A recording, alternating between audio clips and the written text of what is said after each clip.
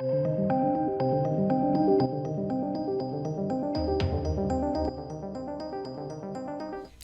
welcome to my review of episodes 6 and 7 of Raised by Wolves. Now, we will talk like spoilers, just generally speaking. We sort of discuss a bit of the spoilers throughout here. My dog's jumped into frame. Hey, bud. So what we're going to be doing...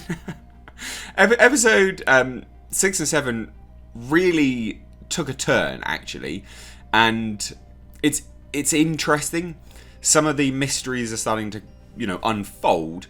But then also, in conjunction with that, they've just announced it's coming back for a second season.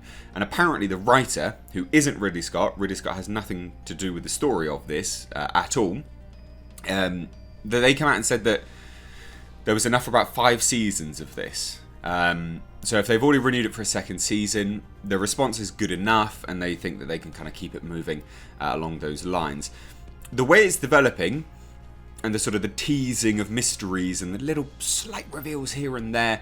Yeah, I can definitely see that they could probably eke this out for 5 seasons. I don't think that that's the best possible way of doing it, though. So, what happened? Right, well, we had some very strange scenes where Mother was in the sort of the stasis pod, but not. It's like some thought process pod where you're in your simulations. And she's bonking Campion, and I'm like, okay.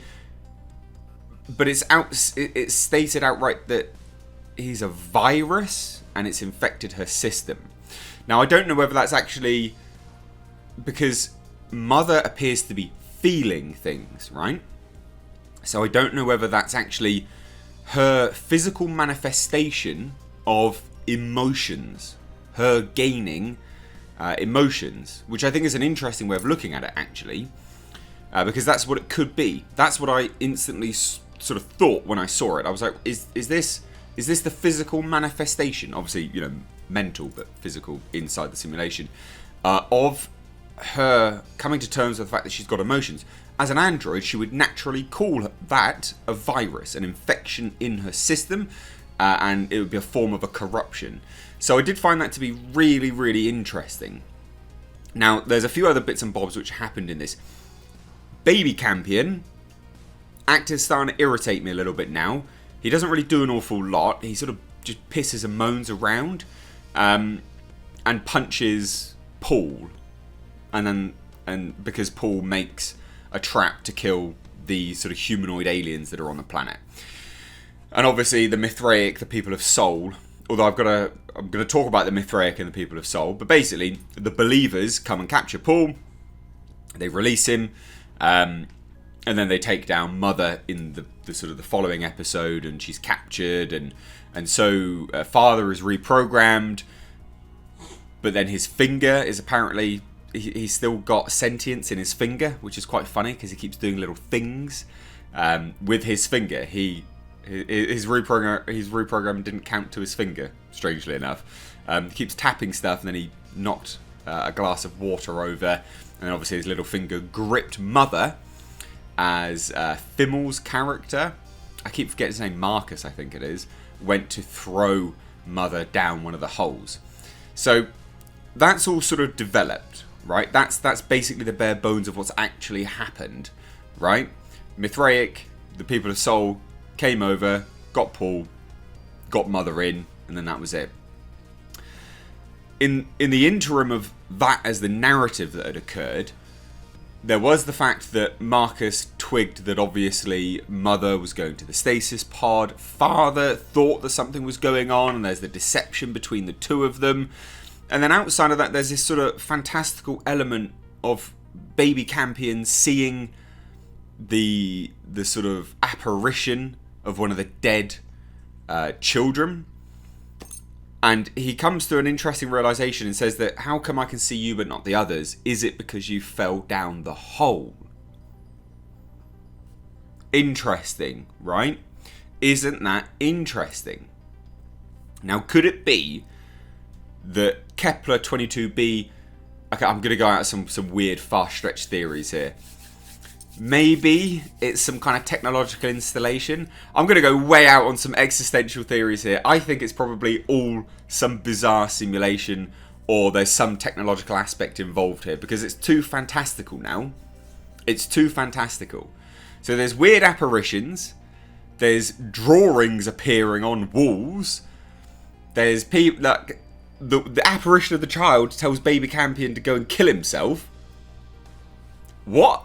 Like, what purpose is this serving? What is it? Like, what are these things? And this is what I'm concerned about, is that there's all these weird mysteries and nothing's really unfolding that much. The only thing that unfolded a little bit more was that big sort of structure that was in the desert that the Mithraic people initially found, right, is actually a direct representation of what they've been swinging around with their incense burners. Did you notice that? I only just twigged that. And I don't think, because they made a concerted effort to actually hone in on their incense burners in these last 2 episodes, and I just went, it's the same thing. Now, there's a few things that I think is potentially going on, because they keep saying, oh, you Mithraic technology, Mithraic power, right? And these are the people of Soul. They're not necessarily.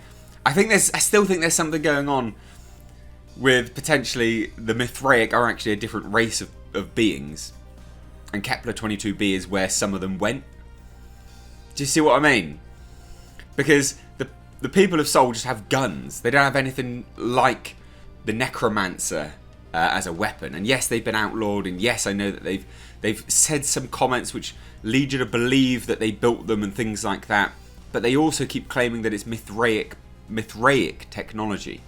And they need to go and find the mythical city, the Mithraic mythical city. And it's like, well, are they building it or are they finding it? You know? I can't.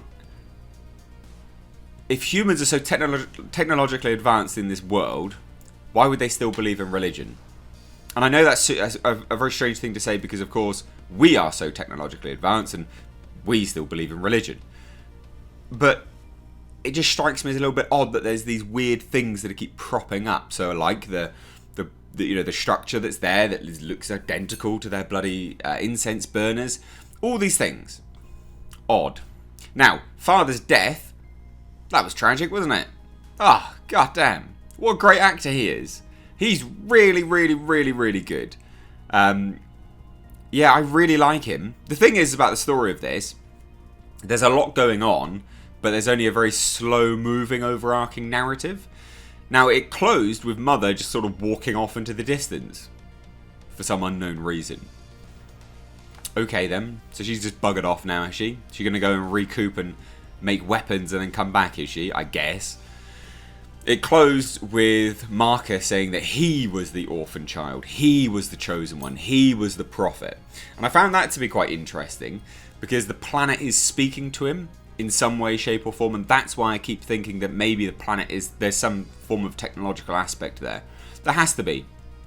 Marcus saw his body double, his original self, and they had a fight, and then he ended up cutting himself open. So I just think of all these things and I'm like, it must be some form of a simulation of some sort. Has to be. I'm probably way off though. But the thing about the direction of the show and things like that, it's all it's all fine. Like, it all looks great. There's sometimes some wonky effects here and there. Some of the dialogue is really bad now. Marcus came out after speaking to Mother and like, it was exposition city. Like, oh, I'm going to end that bitch. It's like, who are you talking to, mate?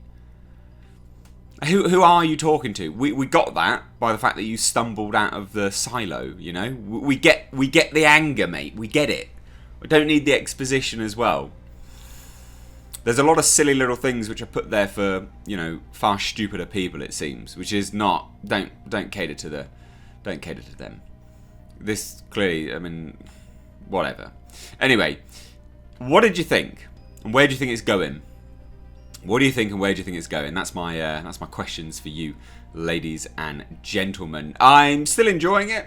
It's more of a weird, winding spectacle than anything else. I definitely think I do. I think the Mithraic people are not necessarily the people of Soul. I think so, anyway. And I do enjoy, ladies and gents, I do enjoy the fact that they flip-flop between religion being good and bad and atheism being good and bad, and the dynamic between it all. I really enjoy all of that. Yeah. But there's a lot going on that they really need to explain. They really need to get some explanations out there. 100%, sorry. Because if they don't, we're going to end up with... well, it'll be like Stranger Things, you know, where Stranger Things just has all these things, never bothers explaining anything, and then when they eventually do, you realise that they never actually had a plan, and it's very lackluster. So we'll see, we will see. But let me know your thoughts down below. If you're new here, do hit subscribe. Stay up to date on the world of pop culture movie news by hitting the bell notification icon. Thank you so much. Take care.